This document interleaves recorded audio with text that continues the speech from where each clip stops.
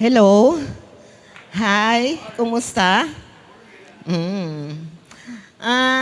Thank you for coming. Ayan. Marami po akong gustong i-welcome sa umaga na to. Mga kapatiran na madalang nating makita. Ayan. Brother Nestor, Leonardo, thank you for coming back. Yan, sa ating panambahan. Matagal po siyang nagpahinga. Ayan, pero I know hindi naman sa Panginoon. And then, Miss Julene Beltran, hello. All the way from London ba yun? Okay, yan. Thank you for coming and together worshiping our God, Julene. We seldom see also, si Sister Belen. All the way from San Miguel, Bulacan. Alam naman natin, paminsan-minsan lang yan.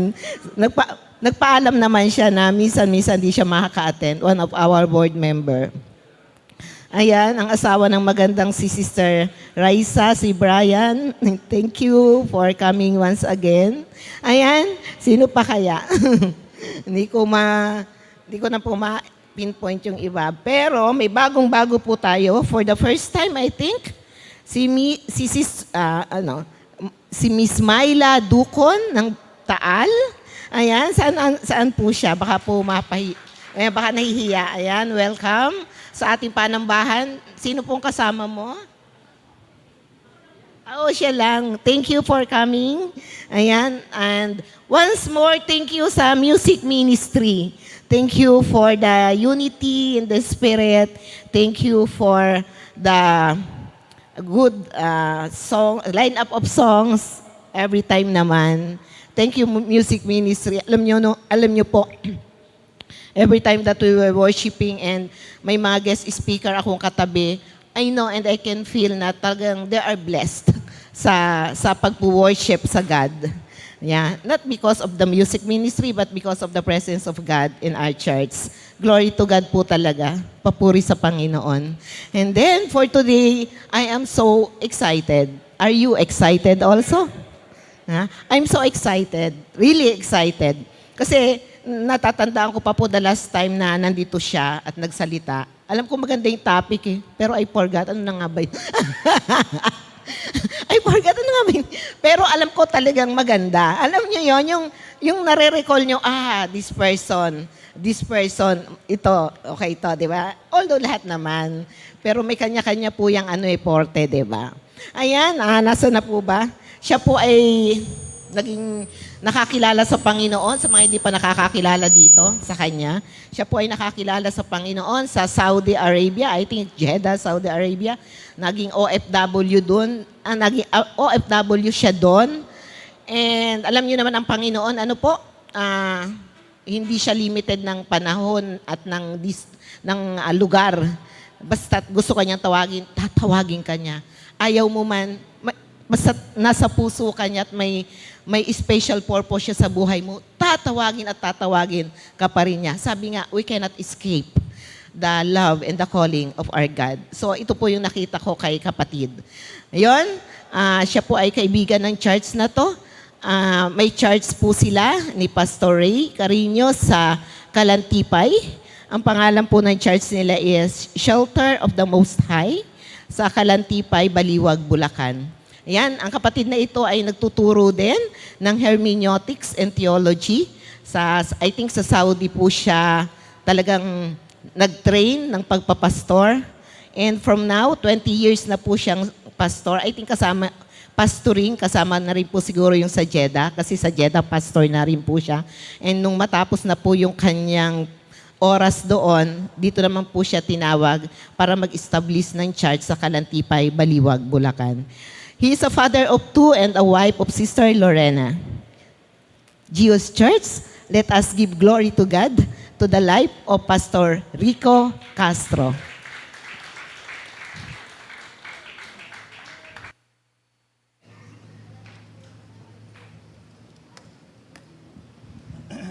Hello. Purihin po ang Panginoon. At di ko po kasama si Mrs. kasi pagkasama ko, ako ay naduduwag. Hindi, biro lang. Kasi kagabi naglaba siya, sobrang dami po nung nilaban, medyo nanakit ho yung katawan, kaya sabi niya sa susunod na lang daw po. Okay, alam niyo naman po ang nangyayari ngayon sa ating panahon, masyadong delikado. At ang Israel at ang Iran ay nagkakaroon ng girian. Alam naman natin na maraming prophecy sa Biblia regarding sa second coming or pagparito ng ating Panginoon. At isa ho sa prophecy ay yung pag nakubkob ang lugar ng Israel ay maaring bumalik ang ating Panginoon Kristo. Marami yung prophecies regarding sa pagbabalik o hindi na tawag na rapture, but hindi natin dadalakayin. Pero masasagasaan ho natin sa ating pag-aaralan yung history na kung saan ay marami tayong makikita o masasolve ng mga kaso regarding sa New Testament time. At sabi nga kanina, kapag merong kaguluhan, halimbawa yung pandemic na lang, ang laki ho ng sinira sa atin. Unang-una, yung financial status ng bawat bansa. At maraming nawala ng hanap buhay, nagsaradong company. Doon mararanasan natin, even sa Saudi po, ay maraming nagsarang company at pinauwing mga Pilipino. At naroon ho yung kalungkutan dahil marami hong nawala ng hanap buhay. Sabi nga ni Sister kanina, kinote niya yung Matthew chapter 11 verse 28. Ano po ang sabi ron? Sabi ron, "Come unto me, all you are weary and heavy laden, and I will give you rest." Sabi pa ng Panginoon, "Take my yoke upon me and learn from me, because my yoke is easy and my burden is light." Napakaganda ho, nare-refresh yung ating, pag nagbabasa tayo ng Word of God, nare-refresh yung ating spirit. Kanina, kumanta tayo, napakaganda ng songs. Alam nyo, pagka yung lyrics pa lang, maluluha na ho kayo eh. Especially pagka nasa panahon tayo na nakaka-experience ng mga struggle sa buhay, mga temptations, mga trials, pagsubok, yung mga bagyo. Minsan napakabigat. Kaya pag kinanta natin, sabihin natin, halimbawa yung kanta kanina, yung Malaya. Malaya, malayang, malayang, malaya. Kailan natin nararanasan yung pagiging malaya? Actually, bilang isang Christian, kahit ho sa gitna ng kaguluhan, ito ang kaganahan sa isang Kristiyano nakakaranas tayo ng kapayapaan. Tama? Mamaya makikita natin, napakaganda ho ng ating tatalakayin. Pagka umaawit pa lang, punong-puno na ho ng pag-ibig, punong-puno na ho ng presensya ng Diyos. Mararamdaman nyo ho yung kilos ng banal na Espiritu. Amen po? Ngayon ang ating tatalakayin ay patungkol ho sa, actually malito yung nagawa ko, nabago po yung yung pinaka-font. Anyway, lalabas naman po dyan, Kingdom of God. Okay, pag sinabi natin kingdom, actually ngayon, kakunti na lang yung mga bansang tinatawag na kingdom, like Saudi Arabia. Hari po ang pinaka-president nila. Hindi kamukha dito, presidente, vice-president, doon ho hari ang nangunguna. Ang Jordan, kung daw nagkakamali, ang United Arab Emirates, yan, mga hari ho ang siyang nangunguna. But dito sa Pilipinas, ganun pa man, anyway, isang lang ho yan ay pinapakita na tayo'y nasasakop sa isang bansa o sa isang lugar na kung saan merong mga rules and regulations o isang dominion na meron tayong sinusunod ng mga batas. Okay, dito po, makikita natin, pag sinabing kingdom, of course, merong king, merong throne, crown, rules, and dominion. Hindi masasabing isang kaharian kung wala ng mga ganito. Pero literally speaking, pagka literal kingdom ating pinag-usapan, kumpleto yan. Merong hari, merong corona, merong throne, merong mga rules and regulations, iba't ibang klaseng rules and regulations. Mamaya, titingnan po natin yan, susubaybayan po natin. Even yung dominion, merong nasasakupan. Parang sa isang tahanan, sino ang hari? Nanay ba o tatay? Nanay! Okay.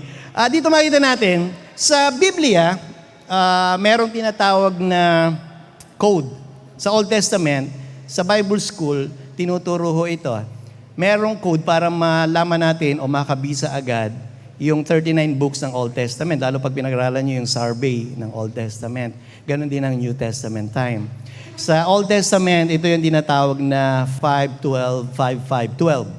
5:12, 5:5:12. Ang ibig sabihin ay yung 5 ay yung first books of Moses, yung 5 books of Moses na tinatawag ho sa yung tinatawag na LXX na Pentateuch.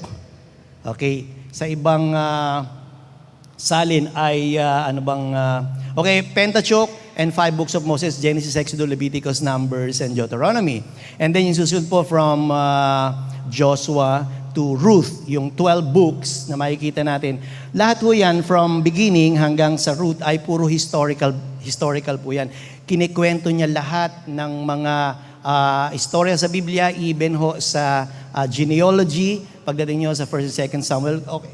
So kung tutuloy-tuloy ho natin yan, makikita ho natin after nun, meron ho, di ba, meron tayong 5:12, yung 5:5 naman ho, yung 5, yung poetic book o poetry.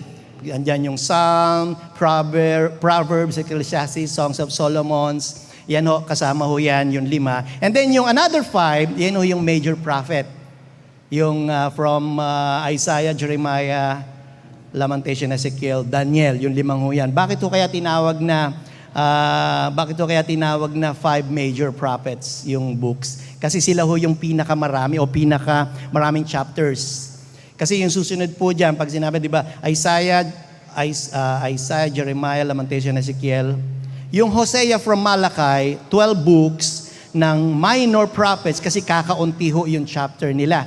Kaya merong major prophets at saka minor prophets. Pero lahat ho sila, regarding ho sa history, makikita natin lahat sila may prophecies tungkol sa Messiah. And then, pag sinabi natin kingdom, meron of course sinatawag na literal kingdom at saka spiritual kingdom. Ano po? Ang spiritual kingdom, hindi ho natatapos yan. Pero yung literal kingdom, makikita natin from the start pa lang, ay meron ng mga naghahari. Okay? Sisimulan ho natin yan. Nagtawan na ho natin yung creation. Kasi sa creation pa lamang ho, ay meron ng pag-ruling. Alam mo, kinrelate yung ating mga magulang. Sino ba pangalan ng ating mga naunang ninuno? Yung nilikha ng Diyos. Sino nakakaalam? Si Eva at saka si Adan. Di ba sabi ng Panginoon, they will rule over the fish of the sea. Magro-rule sila. At sila pa nga ang nagbigay ng mga pangalan doon sa mga hayop. Ibig sabihin, nung panahon na yon, lumalabas, si Eva at Adan, sila pala yung king and queen. But, of course, alam natin na nagkasala. Later on, titingnan natin yon. But pumunta muna tayo sa history para makita natin. Okay, spiritual kingdom and literal kingdom. Subaybayan niyo po ako kasi napakaganda ho ng spiritual kingdom. Dahil dito, makikita natin na dito natin ma-recognize o madidistinguish na ang Diyos pala from the start, hindi siya nang iiwan. Naniniwala kayo ron? Hindi ba sabi po sa Hebrew, I will never leave you nor forsake you. Tingnan ho natin. Okay, mag-start po tayo kay Abraham. Si Abraham, kikwentuhan ko lang ho kayo, ano po. And then sa ating story, makikita ho natin kung gaano kabuti ang Diyos at kung gaano kasarap, gaano ka-bless ang isang tao kapag nasa loob ng kingdom ng Diyos. Always remember ang ating title, Kingdom of God. Si Abraham, anong story na meron kay Abraham? Di ba binigyan siya ng covenant ng Diyos? Ano yung covenant? Milalabas sa kanyang seed. At yung seed, dahil nga ho sa sin, merong ipinangakong seed na lalabas sa kanya at dadami yung kanyang lahi. At yung iisang seed na yon, yun yung Messiah. Hanggang sa New Testament, binabanggit ho yung pangalan ni Abraham at saka yung seed doon ho sa history na dadaan. Ano po ang isang maganda kay Abraham? Hindi po si Abraham ay isang pinili ng Diyos. Isang tao ng Diyos. Pagkatao ng Diyos, makikita natin maraming mga miracles, mga signs, wonders na ipinapakita ang Diyos. Hindi ba si Abraham ang pinagawa sa kanang Diyos, ialay mo sa akin si Isaac. Kung si Isaac kaya, di ba, ang utos kay Abraham ay patayin. Nung panahon ng patriarka, ang ginagawa ho noong pag-aalay ay nagtatayo ho sila ng kubol. Pagka sinabing kubol, yung mga tipak-tipak na bato, uumpukin ho nila yan. At sa ibabaw, maglalagay ho sila ng maraming mga kahoy at doon ho ilalagay yun ho kanilang iaalay. Like for example, yung tupa o yung baka o yung kambing na gustong ipaalay ng Diyos, ni Yahweh, sa kanya. At isang araw, inutusan si Abraham na ialay si Isaac sa Panginoon. Just imagine na papatayin yung isang kaisa-isang anak ni Abraham, iaalay sa Panginoon. Pero kagandang kay Abraham, walang kagatul-gatul. Parang, gano'n na lang ba kadali yun, na ialay mo yung anak mo. At hindi lang po yun, kapag nakalatag na yung katawan niya, doon mo palang papatayin. Napakabigat ho nun eh. Pero dahil sa kanyang pananampalataya, kinilala si Abraham bilang isa sa pinakamatatag na pananampalataya hanggang New Testament, pinag-uusapan si Abraham eh.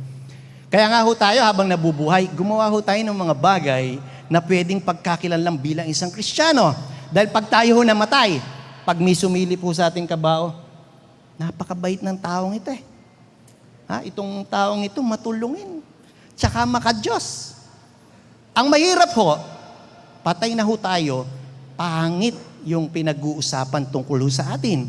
Pagsilip pa lang, salbahe to eh. Ano to eh, daming nagawa sa akin ito.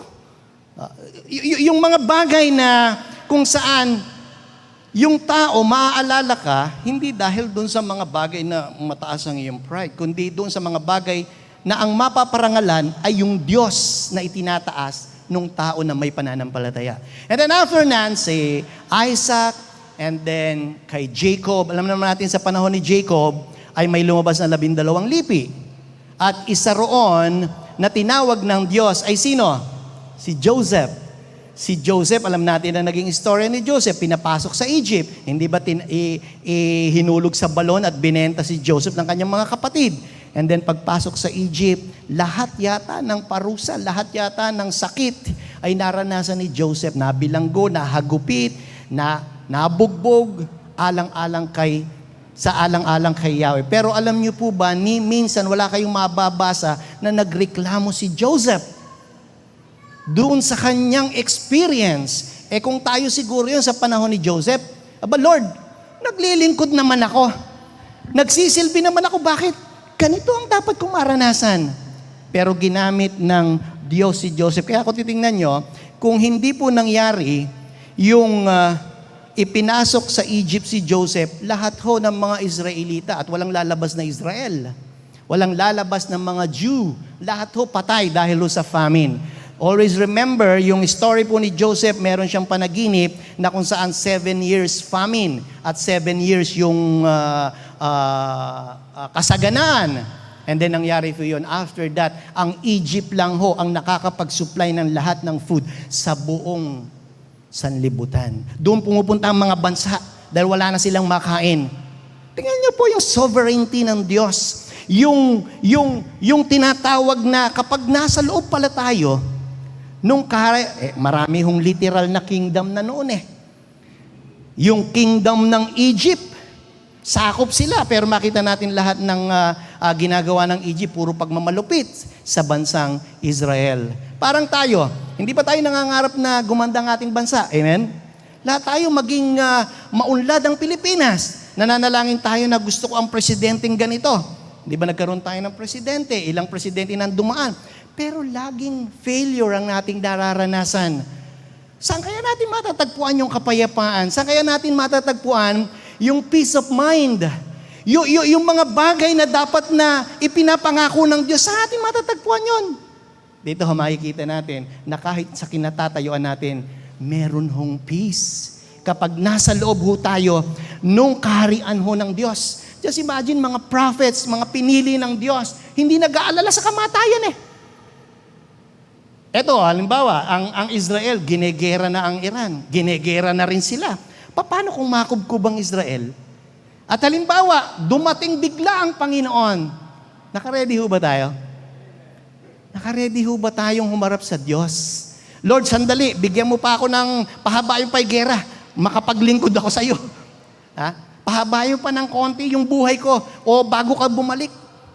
Ganyan ho ang ating situation pagka darating ang mga sakuna. So tingnan natin, then pagpasok sa Egypt ni Joseph, ano ho nangyari kay Joseph? Hindi ba dahil tapat siya sa Diyos? Ano ho nang ginawa ng Diyos? Siya ho ang ibinilang sa pangalawang pinakamataas sa lugar ho ng Ehipto. Just imagine, dating nagmula sa wala, and then itinaas siya ng Diyos dahil nakita ng Diyos yung puso niya tapat sa Diyos. Kaya ang Diyos kitang-kita ho puso natin eh. Pag nagwo-worship tayo, alam din ho ng Diyos kung totoo yung ating pag-awit sa Panginoon. Nung tinuturo po regarding sa salvation ng aming professor, natalaki ho tungkol yun sa salvation. Sa salvation, meron hong tinatawag na universal church. Malaki ho yung bilog. And then maliit lang ho yung local church. Kasi yung local church sa bawat lugar. Binaligtad ho niya. Ang pinaliit na ho yung universal church. Bakit ho kaya?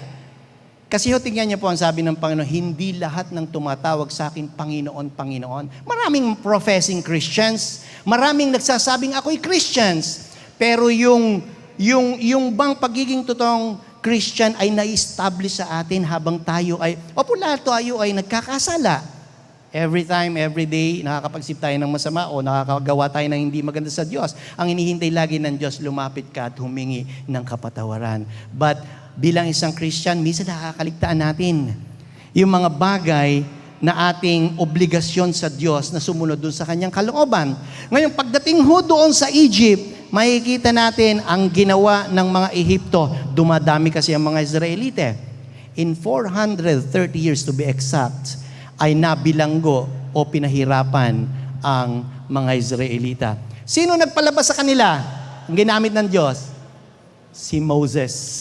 Pero makikita natin, si Joseph, bago ho sila palabasin ang mga Egypt, hindi ba sabi ho ni Joseph, kung natatandaan nyo, isa sa mga paborito nating mga verses sa Biblia, ano ang sabi ni Joseph? You meant evil against me. Sabi ho sa mga kapatid niya. Kasi after ho nung binigyan na ng mga pangangailangan, sabi ni Joseph, you meant evil against me. But God meant it for good. Nananatili si Joseph doon sa kaharian na hindi nakikita. Yung katapatan sa Diyos, yung pagmamalaki na meron akong Diyos ay isang katapatan sa Diyos. At kaya nakita ng Diyos kung sino ang ibe-bless niya. At hanggang huli, pag naging tapat tayo sa Diyos, lahat ng bagay magiging maayos. Amen? Lahat ng bagay masusolve natin. Pero kapag tayo ay naging taliwas doon sa kalooban ng Diyos, asahan ho natin may mga consequences. Halimbawa, nung pinalabas ni Yahweh sa pamamagitan ni Moses, ginamit po si Moses para makalabas ang Israelites sa lugar po ng Egypt, dinala ho sila sa ilang dahil maglalakad sila dahil may pangako ang Diyos sa lupang pangako. Sa lupang pangako, may mga nakatira na hurong mga kingdoms. Okay, mamaya titingnan ho natin yon. Pero bago yon, makikita natin na si Moses, nung tinawag ng Diyos, pumanik siya at pinapanik sa Mount Sinai. And then naiwan yung mga Israelita. Nung nasa itaas na siya at binibigyan ng utos ng Diyos, yun yung 10 Commandments sa tablet of stone, ay makikita natin, nagmumurmur. Magpo 40 days na. Wala pa si Moses. Abe, gumawa na tayo ng sarili nating Diyos. Parangalan natin ang Diyos. Iniwan na tayo ni Moses. Tingnan niyo po ang pagkakasabi rito sa Exodus chapter 32. Basahin ko na lang po. Siguro po sa may bandang uli, hindi po ninyo makikita. Ang sabi po rito, He took this from their hand and fashioned it with a graving tool and made it into a molten calf. And they said, This is your God.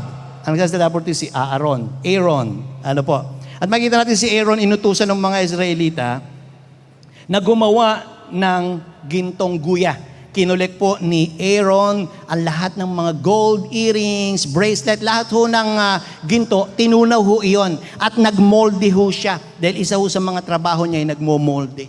Kaya nung minolde niya yung golden calf, ang sabi niya, This is your God, O Israel, who brought you up from the land of Egypt. Ang galing Pagkatapos silang palabasin sa Egypt, ang ginawa nilang Diyos ay yung golden calf o yung gintong guya. Hindi ba insulto sa Diyos? Kaya nga sabi ni Yahweh kay Moses, bumaba ka ron, nagmumurmur na yung mga tao. Galit na galit ang Diyos. Eto, kung makikita sa verse 5, Now when Aaron saw this, he built an altar before it, and Aaron made a proclamation and said, Tomorrow shall be a feast to the Lord. Aba, binigyan pa ng piyesta. Pero ang Diyos nagngingit-ngit sa itaas. Bakit? Mali eh. Idolatry ang ginawa ng mga Israelita. Bakit o kaya ganon? Kasi galing sila sa Egypt. 430 years, na-adapt nila yung culture, yung way ng worship, way ng, kaya kung titingnan nyo, nalahian na rin sila. Lahat ho ng mga pamamaraan, parang tayo, ako nung nag-Saudi Arabia, nung napunta ako roon, karamihan sa mga culture nila na-adapt na namin. Kapag even yung food, yung kanilang pagdadamit, yung pagiging, lahat may mga rules and regulation. Makikita nyo, na-adapt nyo. Naging paborito ko na yung tinatawag na yellow rice, biryani, mga ganyan. Pagka na-adapt ninyo, pag pumunta kayo, pero pwera na lang pagdating sa worship. Kasi alam naman natin, ang Islam ay ang iba ang kanilang sinasamba, ang Allah. So dito makikita natin, nagtayo sila ng yung rebulto o yung guya, and then sabi ni Aaron, tomorrow shall be a feast to the Lord. Pero ang Panginoon nagngingit-ngit hanggang sa bumaba si Moses, ang ginawa niya yung tipak na bato, ibinalibag at nadurog yon. At nung dinurog yon, pinainom doon sa mga sumamba sa mga hindi nalalayo yan sa panahon ngayon eh. Kung makikita nyo, gusto nila laging literal na makita ang Diyos. Pero dahil ang Diyos hindi nakikita, bakit hindi na lang sila sumunod? Biruin mo yung mga signs and wonders, yung miracles na ginawa before na sila'y palabasin, iyon na lang isa sa mga palatandaan na makapangyarihan yung Diyos ni Moses. Pero marami sa kanila ay sumuway sa Panginoon. So dito makikita natin, sa history, after this, ay lumakad sila sa ilang for 40 years. Dahil ang pangako ng Diyos, hindi nalagot yan hanggang sa New Testament. Kung makikita natin, kahit matitigas ang ulo, ang naging problema lang sa mga Israelita ay karamihan doon sa first generation na Israelite hindi ho nakapasok. Sila ho yung mga nagmumurmur, bakit na lang puro mana ang aming kinakain, bakit puro na lang quail, o ano tawag doon, yung pugo, yung kinakain nila. Bakit na lang laging ito? Bakit napakainit? Nung nasa Egypt, nakakakain kami ng masasarap kahit na nagtatrabaho kami. Just imagine yung ginawa ng Diyos sa kanila, tapos yung murmuring nila napakahaba hanggang sa hindi sila nakapasok sa lupang pangako. Even si Moses ay hindi nakapasok. Pinatanaw lang sa kanya. Doon sa lugar ng Moab, sa may bundok, pinatanaw lang sa kanya ang lupang pangako. But always remember, yung lupang pangako, may nakatira na doon. Kaya nung bago pumasok doon, sino ang natirang second generation? Si Joshua and Caleb. Yung kanilang henerasyon, sila lang yung nakapasok doon.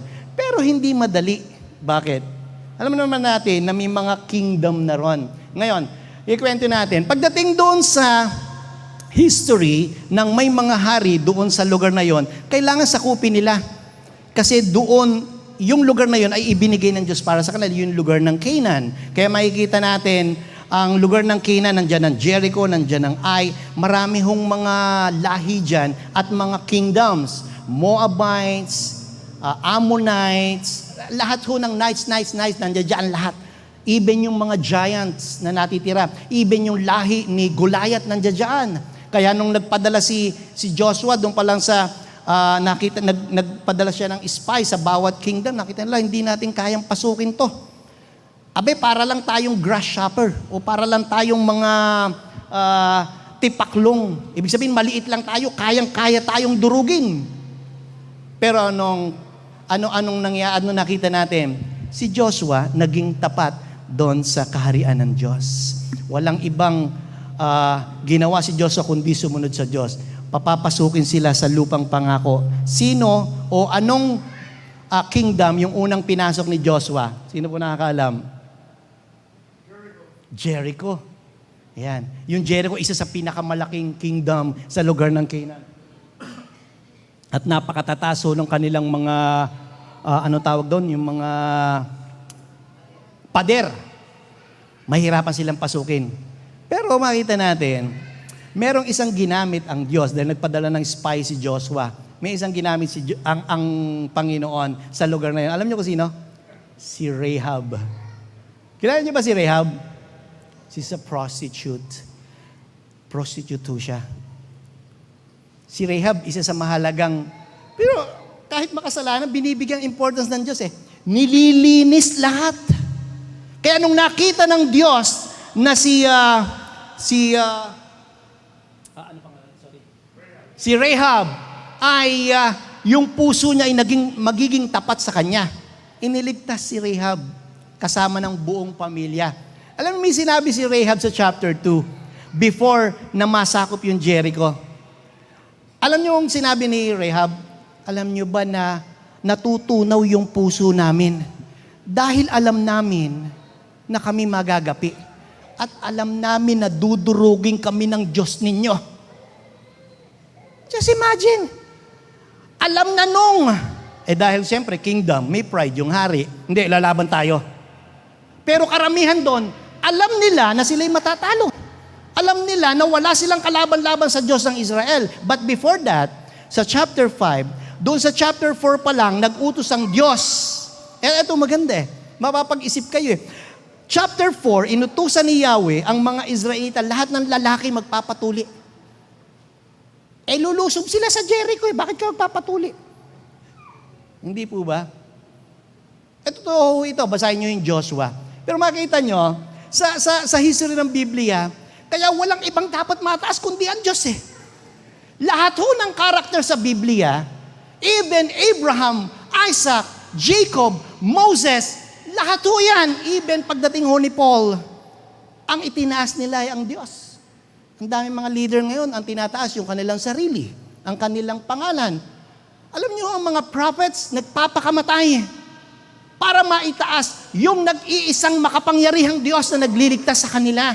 Walang iba kundi si Jehovah, ang ating Yahweh, ang ating Diyos. Kaya makita natin, doon sa kingdom o spiritual kingdom na lumalakad habang may mga literal kingdoms, may gumaganang kaharian at walang iba kundi ang kaharian ng Diyos. So pagdating ni Joshua, sabi ni Yahweh, ikutan nyo yan ng 7 beses. At pag ikot nyo ng 7 beses, sabay-sabay yung inyong mga trompeta, Laura, yung lahat ng panugtog, sabay-sabay yan. At nagiba ang Jericho. Just imagine yan. Walang ginawa ang mga Israelita. Susunod ka lang sa Diyos. Kaya nga sa kanta natin kanina, malaya, malayang malaya. O yung isang sa worship, wala kang katulad. Kung si Joshua kakanta nun, maglulupa siya sa kaiyak. Mafe-feel niya yung salitang katulad. Wala kang katulad, Diyos. Wala kang katulad, Panginoon, dahil ipinakita mo kung sino ka sa aking buhay. After ho niyan, dahil wala pa hong hari sa Israel, lumakad ho ang panahon. Pagdating ng 1st and 2nd King, 1st and 2nd Chronicles, makikita ho natin sa 1st Samuel, pagpasok ng 1st Samuel, ang pinaka lumalabas na leader nila si Samuel, Prophet Samuel. Nagmurmur uli ang mga Israelita, bigyan nyo kami ng hari. Naiinggit sila sa mga kingdom na nakapaligid eh. Pupumilit sila, kailangan namin ng hari. First Samuel chapter 8, basahin po natin, makikita po natin ang pagmumurmur ng mga Israelita. Gusto nila hindi sila makontento dun sa kaharian na meron sila, na merong kapangyarihan. Gusto nila literal kingdom. Ano ginawa ng Diyos? Inaprubahan ng Diyos. Pero ang sabi ng Diyos, yung mga hari na darating sa'yo, iyan ang magpaparusa. At yung consequences, mararanasan ninyo. Hinayaan ng Diyos. Alam niyo po ba yung lugar, yung kabuuan ng Israelita, nahati ho yan sa dalawa. Na-divide ho yan yung kingdom. Doon sa southern part ng kingdom ay yung 10 lahi ng anak ni Jacob ay napunta ho sa southern part, sa may bandang itaas ho ng Israel. Pagbaba nyo ho sa lugar ng Judah, dalawa lang ho natira doon, si Judah at si Benjamin. Kung tawagin ho dyan, northern kingdom. At makikita natin, doon sa northern kingdom, sa may bandang ibaba, meron ho kayong makikita sa mapa ng isang tuldok na pula. Sa iba kasi ibang kulay. Nakakita ko lang ho sa mapa. Tuldok na lamang ho. Alam nyo kung anong lugar yon? Jerusalem. Jerusalem. Alam nyo, may panahon noon, yung history ho ng mga kingdoms. 20 kingdoms sa southern kingdom ng Israel, winasak ho yan. Nasakop. Natunaw ho yan kasi lahat ho ng kings puro masasama. Karamihan sa mga kings ng Southern Kingdom, ipinasok ho lahat ng mga Diyos-Diyosan. Alam niyo yung kaisipan ko minsan, yung sabi nga rito, si Aaron, ang nasa isip nila, gawa natin, sige, gawa natin. Sumunod si Aaron doon sa mga nag-utos sa kanya. Ganito ho kalimitan sa mga tao at mananampalataya sa panahon ngayon. Dahil gusto nating parangalan ng Diyos kung ano-ano ang ating ginagawa. Alam na natin ang Diyos sa Espiritu, pero inilalagak natin yung pagiging Espiritu sa mga bagay na nakikita. Kaya gawa tayo ng gawa ng kung ano-anong mga imahe, ribulto o kung ano-ano, yuyukuran, pupunasan, sasambahin. Pero dito makikita natin galit na galit ang Diyos kapag gumawa ka ng mga bagay na labag sa kanyang kalooban at kautusan. So bakit sa panahon ng kingdom, merong 20 tinunahuyan ng Diyos. Bakit ho? Sinako ho sila ng Assyrian Empire. Pag sinabing Assyrian, napakalawak ho niyan. Okay lang po ba? Okay lang pa po kayo. Nagkikwento lang ako. Nakita yung Assyrian, napakalaki ho ng kanyang nasakop, pati ho ang lugar ng southern sa may bandang itaas. Ang natitira na lamang ho ay ang Judah. Kaya masusolve ho yung mga kaso. Halimbawa, sa John chapter 4, hindi ba may kwento po ron tukol doon sa balon? At doon sa balon, pumunta natin pa ng Kristo at ang kausap niya, isang Samaritano. Hindi nakikipag-usap ang mga Hudyo sa mga Samaritano kasi meron silang issues. May mga problema sa historical background nila. Makikita, dito kami sumasamba sa lugar na ito, sa bundok na ito. Hindi, doon kami sa bundok na yan. Kasi sa history, makikita natin yung kasagutan. Nung nasakop po ng Assyrian, ang lugar ho ng southern kingdom ho ng Israel, lahat ho ng mga natirang Israelita, marami hong namatay nun.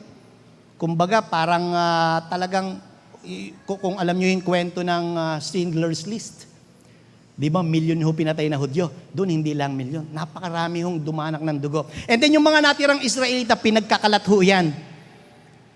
Yung lahi ho ng Southern Kingdom, pinagkakalat ho yan sa iba't ibang lugar. Maging sa Syria, sa lahat ho yan. Kaya kung makikita nyo, yung capital ho niyan ay ang Samaria. Kaya dyan ho marami ang ipinasok ho ng mga Assyrian, nagkaroon ho ng iba't ibang lahi. Nagkaroon ng napangasawa, iba't ibang lahi ng mga Hudyo. Kaya nagkaroon sila ng halong lahi. At sinakop sila at nagkaroon ho iyan. Siyempre, meron silang Diyos na pinag-aalayan, meron din ang Huda kasi hindi pa nasasakop. Na makita natin, gumawa silang sariling templo at yung templo sa Huda ay sabi ng pinakahari nung panahon na yon na hindi natin papapasukin o i-entertain ang mga Samaritan Jew kasi hindi sila pure. Paano sila gagawa ng templo kung ang kanilang lahi o ang kanilang puso ay hati? So makikita natin doon pala nagkaroon na ng malaking issue sa pagsako, paglahi. Kaya hanggang sa pagdating sa New Testament, nagkaroon ng malaking issue. Even ho doon sa lugar ho ng Ninive, na kung saan yung sinakop ho yung lugar ng Ninive. Okay, balik ho tayo. So makikita natin, lahat ho ng kingdoms, and then meron din hong 20 kings na itinalaga sa lugar ho ng Judah. Sa Judah naman ho, merong ilan na mababait. Pero sa una, maganda yung kanilang pamamalakad. Sa bandang huli, naging masama. Alam niyo ho yung mga king sa unang dito ho sa Israel, Southern Kingdom, sila ho yung nag-promote o nag-establish ng pagsamba kay Baal o Baal. Nag-aalay ng bata. Yung sanggol. Alam niyo kung paano sila mag-aalay ng sanggol noon? Mga Israelita ho ito ha. Yung bata ho, may gumawa ho sila ng malaking parang plato. Nayari ho sa metal yan. At iyan ho, malaki ho yan. At sa ilalim ho, punong-puno ho yan ng yung pinaapoy nila. And then, yung bata na kanilang iaalay kay Baal, ilalagay ho ron. Abi, napakasakit nung. Yung mapasok ka lang ng posporo. Kung sino-sino ng mga ninuno mo binabanggit. Yung pakaya, ilalagay yung bata. Siyempre, ano gagawin ng bata? Magngangawa, mag-iiyak. Ano gagawin ng mga Israelita? Iikot ho yan. Para ma-express nila yung kanilang pag-alay, kakantahan ho yan, magsasayawan habang yung bata ay sumisigaw sa sobrang sakit. Mga Israelita ho yan. Na na-adapt nila, nakita na nila yung kapangyarihan ng Diyos eh. Nakita na nila kung sino yung Diyos ng Israel. At maraming natatakot sa lugar ho ng Canaan, doon sa Diyos ng Israel. Pwera lang ang Ai, kasi natalo sila ng Ai. Pero later on, natalo rin nila ang Ai. Yung lugar ho ng kingdom ng Ai, yun ang isa sa pinakamaliit na bansa o nakaharian doon sa lugar ng Canaan. Ano nangyari? Natalo ho sila Joshua. Anong dahilan? Hindi sila lumapit sa Diyos. Anong sabi ni Joshua? Maliit lang yan, kaya na natin yan. Ano ginawa ng Diyos? Talo sila. Always remember, sa lahat ng pagsubok, merong Diyos. Kaya lang hinihintay tayo ng Diyos kung lalapit tayo o hindi. Kasi the more na lumalapit tayo sa Diyos, the more na makikita natin ang kapangyarihan ng Diyos. Si Moses, nung nakikipaglaban, iba si Joshua, tumitingin niyang kay Moses pag bumababa yung tungkod at napapagod, hindi ba natatalo sila? Hindi, kaya nga nung, ito pa isang himala ginawa ng Diyos eh. Sabi ni Joshua, Lord, mahaba yung bakbakan namin, baka pwede mong pahabain ang liwanag.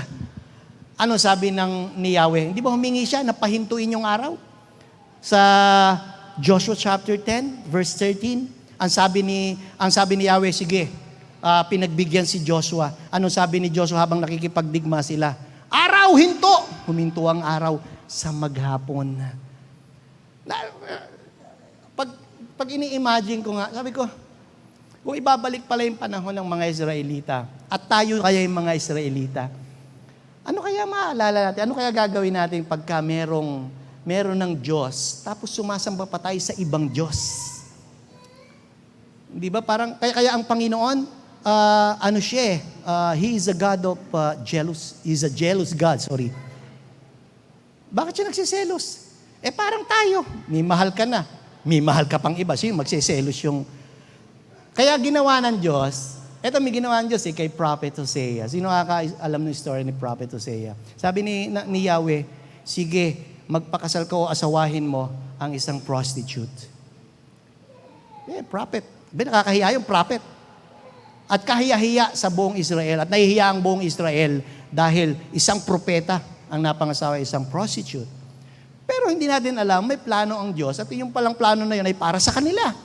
Humiwala yung bumalik uli, nag-prostitute, bumalik uli sa kanya. Nakakahiya yun.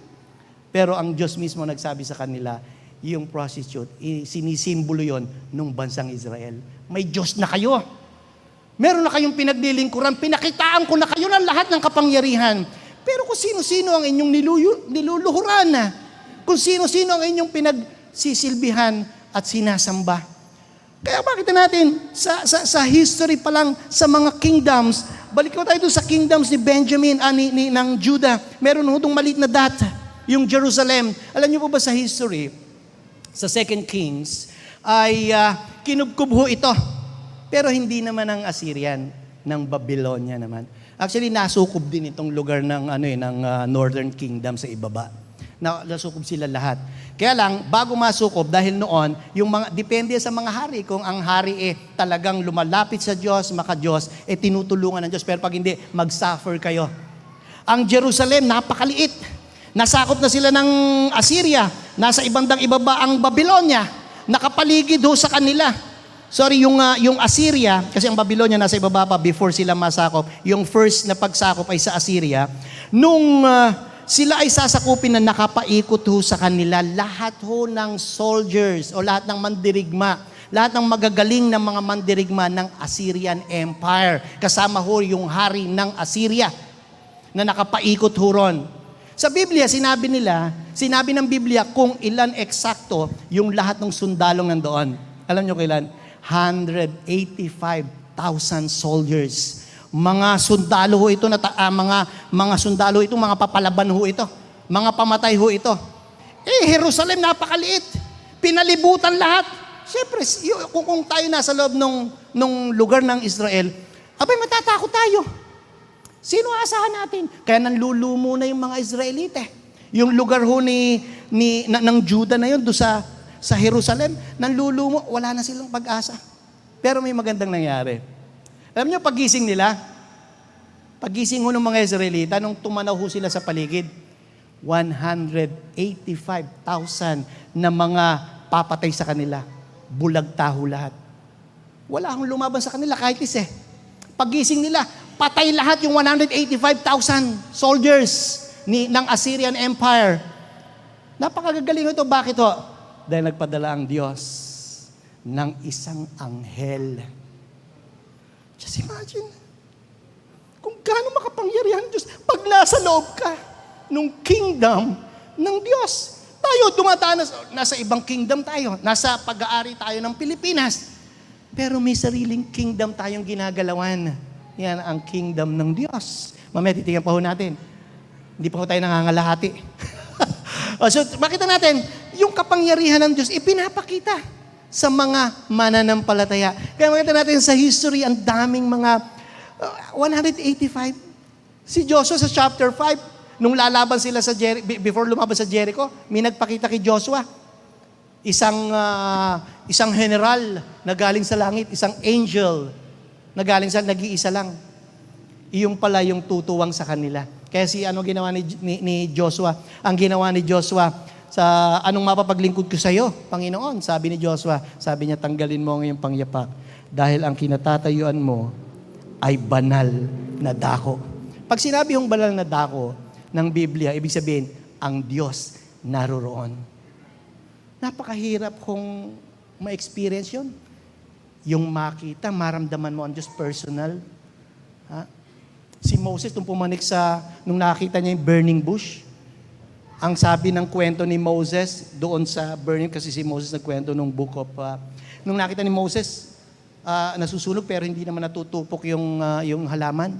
May nagsalita roon. Sabi doon sa kwento ay angel of the Lord. Pero after a while, yung nagsasalita pala, hindi yung angel, kundi si Yahweh. Sabi, huwag kang lumapit, tanggalin mo yung pangyapak. Dahil ang kinatatayuan mo ay banal na dako. Tayo, pagpasok ho natin dyan, ano hong dapat nating hubarin? Yung mga kasalanan, yung mga kaisipang mali, yung mga bagay na pwede hong makadamage ng ating puso. Kaya pagpasok dyan, isasalita ang Diyos, hubarin mo ang panyapak mo. Dahil ang kinatatayuan mo, banal na dako. Kaya sa bawat worship, sa bawat Bible study, preaching, sa bawat gawain, ang Diyos nariyan. Hindi lang natin nakikita, pero yung kaharian ng Diyos, laging present. Laging ipinapakita, ipinararamdam ng Diyos. Ngayon, doon sa history, merong ang Israelita, naghahanap talaga ng hari na kung saan lalaban sa kanila. Yung magtatagumpay, yung magkakaroon ng kapayapaan, magkakaroon sila ng kasaganaan. Yun ang hinihintay ng mga Israelite. Ngayon tatanungin ko sa inyo, binigyan ba sila ng hari ng Panginoon? Binigyan. Sino ibinigay na hari? Crucified. Sa tagal, ilang daang taon hinintay ng mga Israelita, pero ang ibinigay ang nakapakong tagapagligtas. Sino nagpapako? Yung humihingi. Ating Panginoon, from the start, ay ipinopisina na merong isang haring darating. Pero hindi siya literal. Spiritual, na kung saan yung kingdom ay hindi natin nakikita, pero naghahari ang Diyos. Sino pinaghaharian? Tayo. Tayo ang pinaghaharian ng Diyos. Tingnan niyo po. Sa tagal nilang naghihintay, pinapako nila yung hari na dapat natutulong sa kanila. Hindi ba ang karamihan sa kanila, ang mga nagpapako sa ating Panginoon, mga high priest, nakakaalam ng batas ni Moses, na dapat sila yung unang nakakaalam ng mga bagay na ukol sa Messiah o darating na hari. Hindi ba si Nicodemus sa chapter 3, gabi siya pumunta. Sino si Nicodemus? Pariseo. Bawal kasi sa mga Pariseo yan eh. Kasi naniniwala na si Nicodemo. Nagsisimula na siyang hipuin ng Diyos. nagsisimula na siyang manampalataya doon sa ating Panginoong Hesukristo. Kaya gabi siya nagpunta para hindi siya makita, mahuli. At inkinuwento sa kanya ang pagiging born again. Mamaya, makita natin yung verse. So, tuloy lang po natin. Dito, yung promised king, no, makikita natin, sa Genesis pa lang, may ipinangako na. So, from the start, nagkasala ang ating mga magulang. Nung nagkasala, ang sabi ni Yahweh, and I will put enmity between you and woman, and between your offspring and hers. Dito, pinakita na ng passage, yung first gospel na ipinreach sa Old Testament, at specifically sinabi kung sino o kung anong gender yung darating. Kaya ang sabi rito, he will crush your head and you will strike his heel. Kaya kung natin, dito, yung ahas na tumukso, meron siyang pagkakataon, o makikita natin na merong death dahil dun sa ahas. Karamihan sa lakat ng ahas, kamatayan talaga ang dulot ho ng ahas. Sobrang makamandag. At alam naman ho natin na pagdating ho ng ilang daang taon, ang ating Panginoon sa Kristo, finulfill niya yan, nung napako siya sa krus. And then after ng crucifixion, resurrection, ano yon? Victory. Iyon yung, and He will crush your head. And you will strike. Namatay ang ating Panginoon sa Kristo. And then, nakita natin na merong darating. And then later on, sabi ni Isaiah, for to us, a child is born, to us a son is given, and the government will be on his shoulders. And he will be called Wonderful, Counselor, Mighty God, Everlasting Father, Prince of Peace, sabi rito, and the government will be on us. Kaya umaasa ang mga Israelite. Dahil dito pa lang, asang-asa sila may darating na hari na siya ang sa atin, mamumuno sa atin.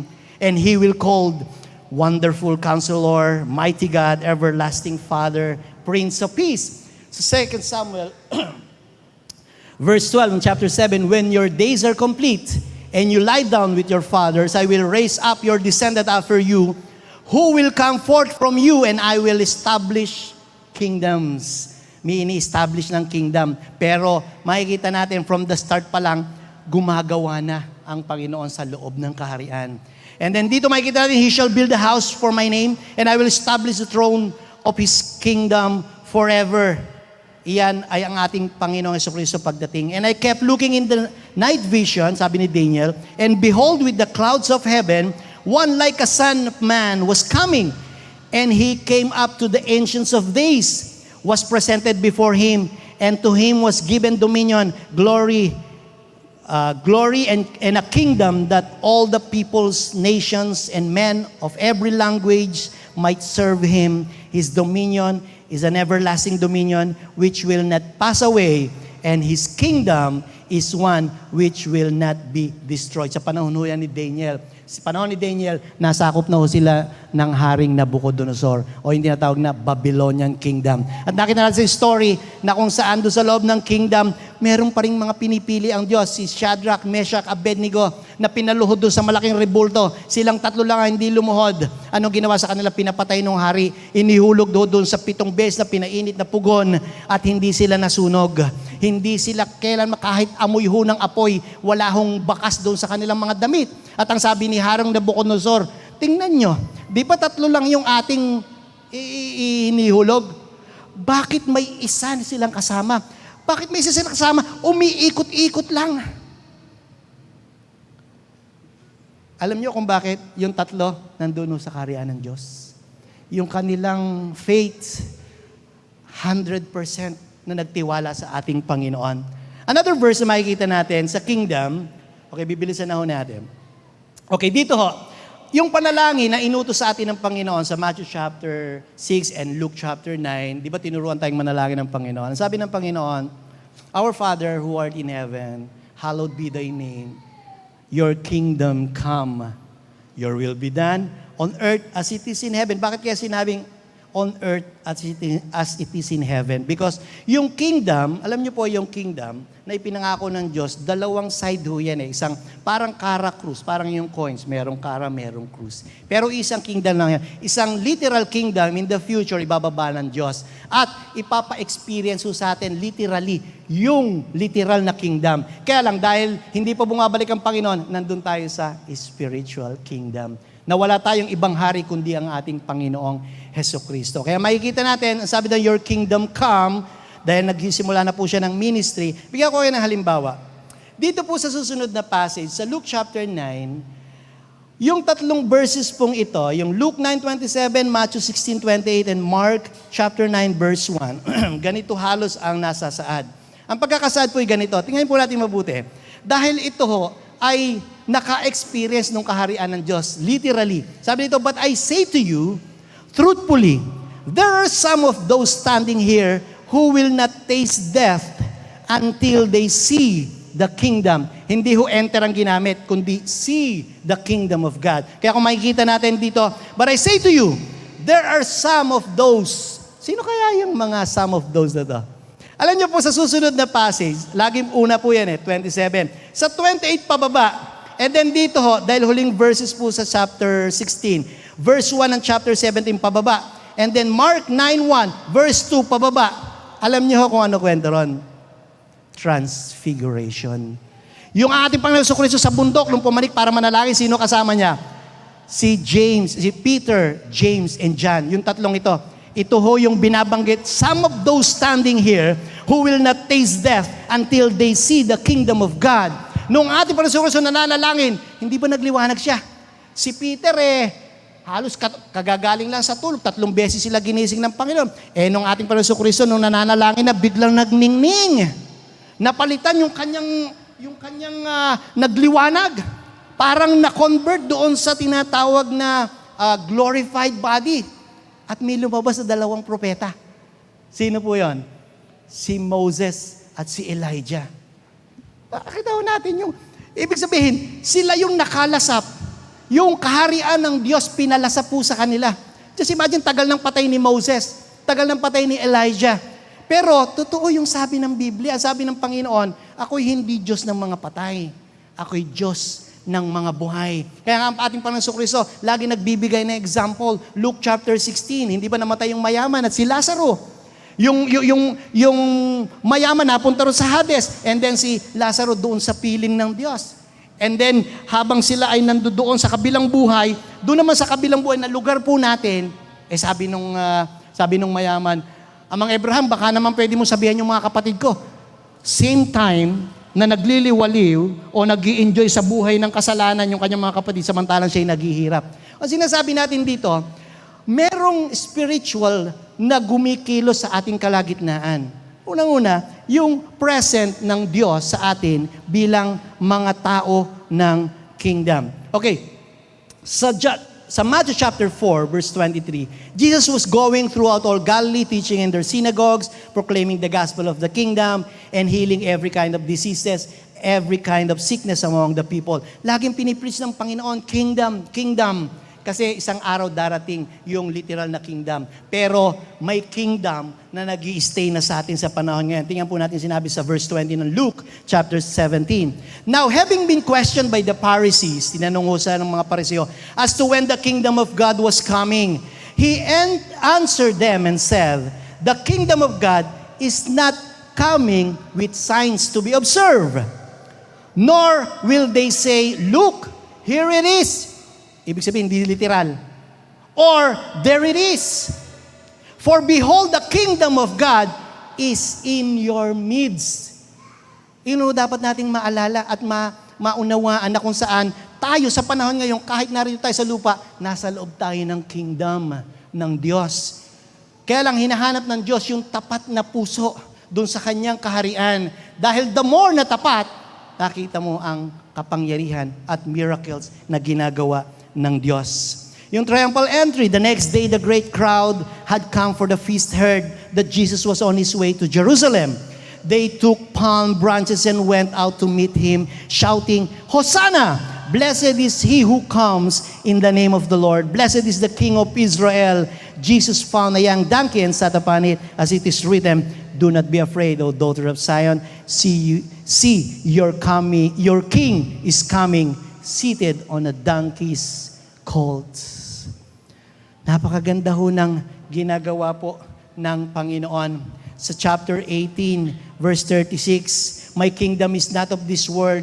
If my kingdom were of this world, when my servant will be fighting, that I would not be handed over the Jews. But as it is, my kingdom is not of this realm." So laging may kingdom, laging sa loob ng kaharian, ang ipinapakita ng ating Panginoong Jesucristo. Parable of the weeds.